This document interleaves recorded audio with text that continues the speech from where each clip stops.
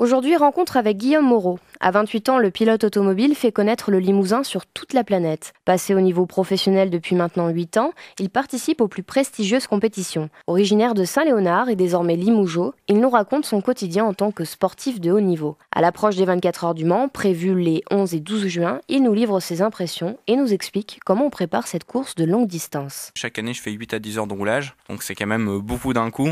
En tout cas, sur 24 heures, ça fait pas mal.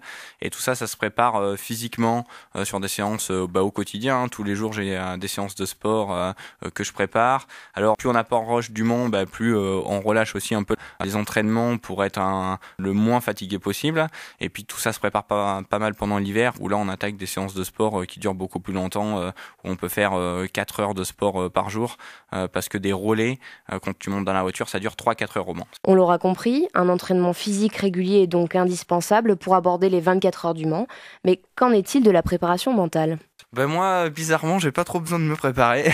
je suis toujours partant, je suis toujours motivé. Non, il faut savoir rester calme. Le problème des 24 heures du Mans spécialement, c'est que c'est un circuit qui peut vite devenir dangereux avec des hautes vitesses et que si on prend exemple sur la journée test, il y a quelques jours, j'ai été chargé de commencer la séance et c'est vrai que dès 9h le matin, par exemple, il y a des plaques d'humidité, il y a plein de petits pièges qu'on connaît à force avec l'expérience. Et malgré tout, on est toujours plein de bonnes intentions, de vouloir montrer tout le potentiel de notre voiture, de ce qu'on est capable de faire. Et il faut savoir se contenir, ce qui est difficile pour un pilote en tout cas, parce que au Mans, quand tu sors et que tu fais une erreur, tout de suite c'est pas un aileron que tu casses, quoi. C'est la voiture et tu peux faire mal au bonhomme aussi. Pas de préparation psychologique donc, mais Guillaume, avec toutes ces courses, tu n'as jamais eu peur sur un circuit ? Honnêtement, je vois pas le danger, je vois pas la peur, même si les vitesses sont très élevées. La seule fois où j'ai eu peur, mais je m'en suis pas rendu compte tout de suite, c'est quand j'ai eu mon accident en 2007 sur une des journées test des 24 heures du Mans, donc où je suis sorti de la piste assez violemment à plus de 210 km/h, j'étais tapé un mur de face. Je me souviens de rien parce que j'étais KO. Bon, je vous fais pas le dessin, la voiture était vraiment dans un sale état. Et puis je suis resté inconscient plus d'une demi-heure. J'ai mis pas mal de temps à retrouver une grande forme physique parce que je me suis rien cassé, mais le corps en tout cas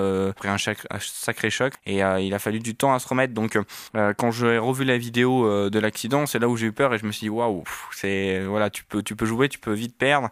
Quand tu vois 15-20 personnes autour de toi et qui te demandent si tu peux bouger les jambes et le dos et que tu réponds non, c'est là où tu te rends compte que c'est là où j'ai vraiment eu peur. Une seule peur dans toute sa carrière, donc on imagine que Guillaume s'est rendu confiant à l'examen du permis de conduire. Tu l'as eu du premier coup ? Un permis du premier coup, bien évidemment. Quelle question. Quelle question. Enfin, j'ai commencé à faire la course auto avant d'avoir le permis. Donc du coup, pour une petite anecdote. super facile de l'avoir. Pas si simple que ça, parce que je pense que c'est pas si simple de prendre des bonnes habitudes après dans la vie de tous les jours quand tu as roulé énormément en karting et même dans une voiture de course. Ça donne toujours de mauvais défauts, en tout cas en circulation quand tu es avec un moniteur, ça c'est certain, quoi. C'est pas que tu sais pas conduire, bien au contraire, mais tu as pris de mauvaises habitudes. Voiture de compétition, circuit, course à haute vitesse, sensations extrêmes.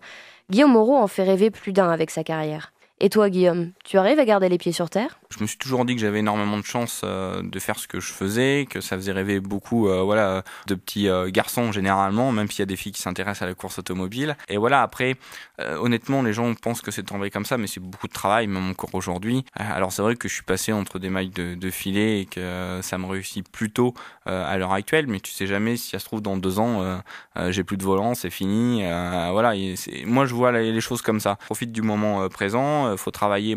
Mais j'ai toujours les mêmes copains depuis la maternelle. Je suis toujours fidèle à ma région Limousin et j'ai essayé d'amener d'ailleurs la région et l'image de ma région au plus haut niveau pour montrer que chez nous on pouvait avoir d'énormes talents. Je pense que tous ces éléments-là prouvent que j'ai quand même encore un peu les pieds sur terre.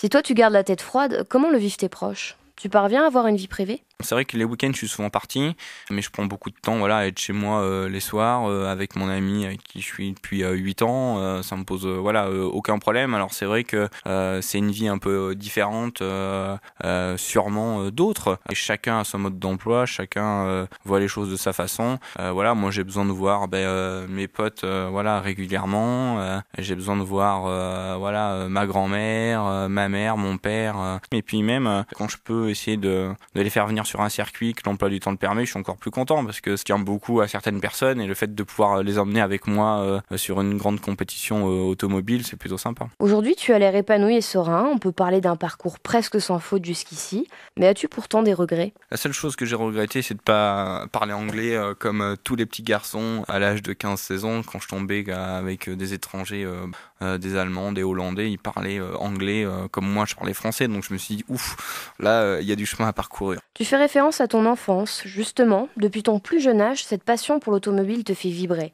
Comment l'as-tu vécu vis-à-vis de tes camarades d'école ? Pas trop dur quand on est un petit garçon ? C'est vrai qu'à un moment donné, ça fait beaucoup hein, quand tu pars tous les week-ends, que tes potes te racontent la semaine qu'ils se sont amusés, qu'ils ont vu X, Y, qu'ils ont fait ça. Et toi, tu dis, j'ai passé mon week-end moi à rouler non-stop, 3 jours sous la pluie, seul au monde, sur un circuit paumé. Bon, tu te poses la question une fois, 2 fois, puis au bout d'un moment, tu te dis, ouais, c'est dommage. Mais j'ai toujours tenu le coup parce que de toute façon, le plaisir du pilotage m'intéressait énormément. Même si j'étais seul sur un circuit, j'y pensais jamais quand je roulais. J'y pensais un peu quand je revenais en classe, que tout le monde racontait ses petites histoires et que moi, de toute façon, personne ne pouvait me comprendre. Donc, c'est là où tu te sens un petit peu seul. Merci Guillaume. À bientôt.